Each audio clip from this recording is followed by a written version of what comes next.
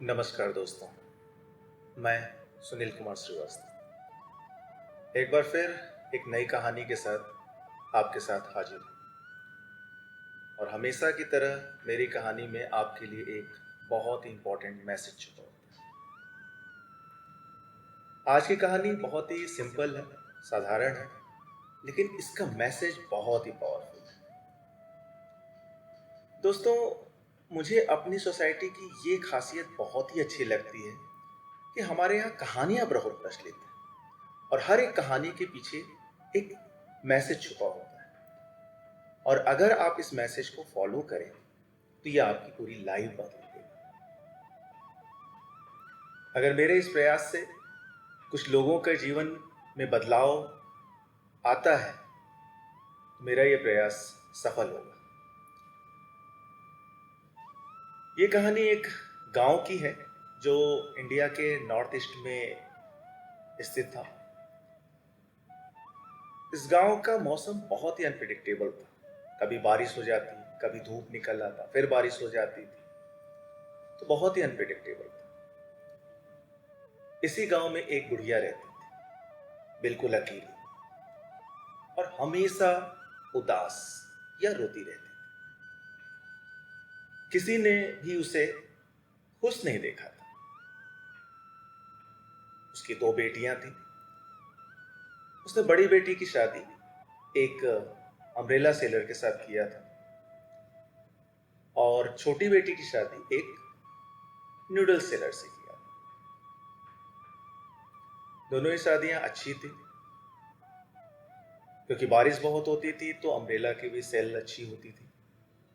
और north east में लोगों को नूडल्स ज़्यादा पसंद है, या यूं कह सकते हैं कि जहाँ पे वो रहते थे उसके आसपास नूडल्स की सेल बहुत अच्छी थी।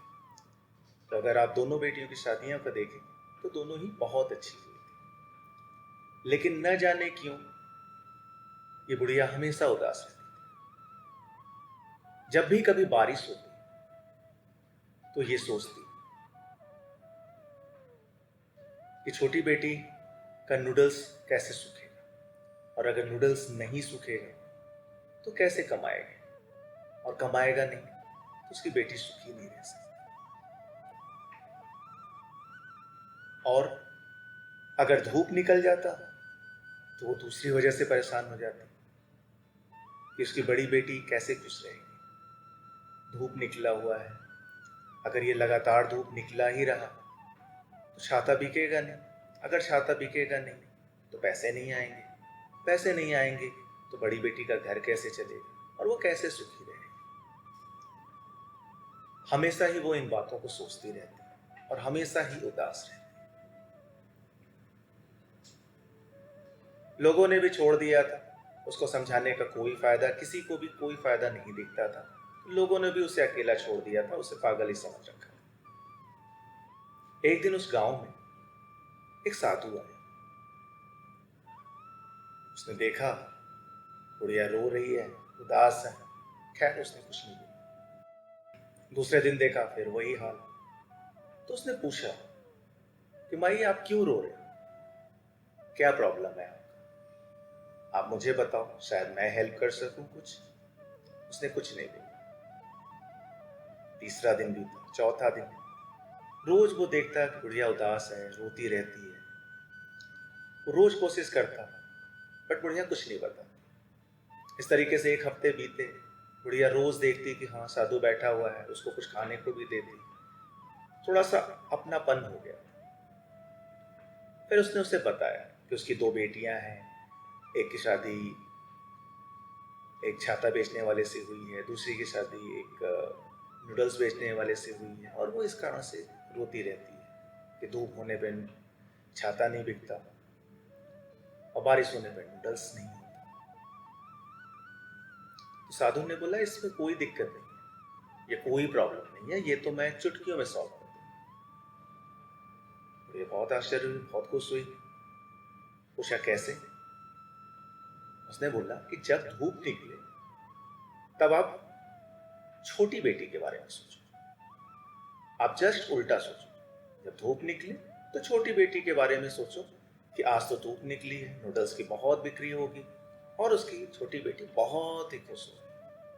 और जिस दिन बारिश हुई उस दिन आप बड़ी बेटी का सोचो कि आज तो बहुत ही अच्छा दिन है, बारिश हो रही है, छाते की बिक्री बहुत होगी और मेरी बड़ी बेटी खुश रहेगी। बस इतना सा आपको करना है। दोस्तों, ये बात उस बुढ़िया को समझ में आ गई और उसने जब धूप निकलता तो छोटी बेटी को सोचती, जब बारिश होता तो बड़ी बेटी को सोचती। उसने कुछ भी नया नहीं किया, बस सोचने का नजरिया बदल दिया। चीजें आज भी वही सोचती, लेकिन नजरिया बदल दिया और इस नजरिए से उसका जीवन पूरा बदल गया। जहां वो हमेशा उदास, दुखी, रोती रहती थी, अब वो हमेशा खुश रहती है, हमेशा खुश है। दोस्तों, ये बड़ी छोटी सी कहानी है, लेकिन आप इसमें देखो, इसका जो संदेश है वो कितना ही पावरफुल है।